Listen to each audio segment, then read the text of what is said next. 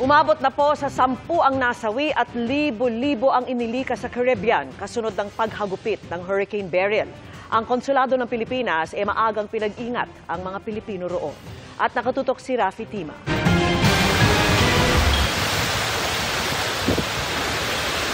Sa lakas ng ulan sa Kingston, ang kabisero ng Jamaica, halos wala nang makita sa kalsada. Kita naman sa pagsayaw ng mga puno at mga kable ang lakas ng hanging dala ni Hurricane Beryl na umabot ang lakas sa Category 4. Bagamat hindi direktang tinamaan, naging malawakan pa rin ang pinsala sa Jamaica, lalo na sa southern part ng isla. Sa ngayon, umabot na sa 10 ang patay sa pagdaan ng bagyo sa Caribbean. Libo-libo naman ang inilikas. Sunod na tinumbok ng bagyo na patungo sa direksyon ng Mexico ang Cayman Islands. Bagamat hindi rin direktang tatama sa British Overseas Territory sa lakas ng bagyo, inaasahan ng mga otoridad ang malawakang pinsala. Kaya ang Konsulado ng Pilipinas sa Washington DC na may sakop sa Caribbean, maaga pa lang daw pinag-iingat na ang humigit kumulang 6,000 Pilipino na naninirahan at nagtatrabaho doon. Si Dion Sese, isa sa mga Filipino community leaders sa Cayman Islands, nakausap ng GMA Integrated News ilang oras bago dumaan ang bagyo. Maaga daw siya naghanda, ang kanyang pintuan, nilagyan niya ng sandbag. Trinin na rin niya ang mga puno sa labas ng kanyang bahay.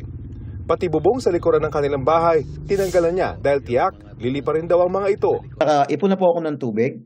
Nakapag-imbak na rin ako ng drinking waters ko. Meron din ako nakaprepare na generator.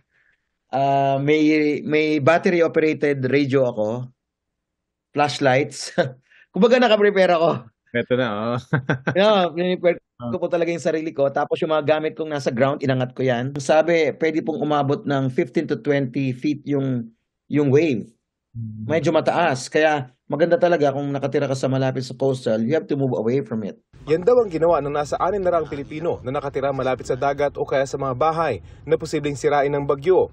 Nasa mga designated shelter na sila ng Cayman Island authorities tulad ng gym na ito sa Georgetown, ang kabisera ng Caymans. Dala ang konting gamit, kompleto naman daw sa pagkain at tulugan ang mga lumikas na Pilipino, kasama na ang iba pang residente. Nagpadala na ng ship yung Majesty sa London na nakaantabay in case na may mangyari sa Cayman Islands. May nakaabang na ship para sa yung mga relief goods. Sunod namang tutumbukin ng bagyo ang Cancun, isa sa pinakasikat na tourist destination sa Mexico, na todo na rin ang kanilang paghahanda. Para sa GMA Integrated News, Rafi Tima, nakatutok, 24 oras.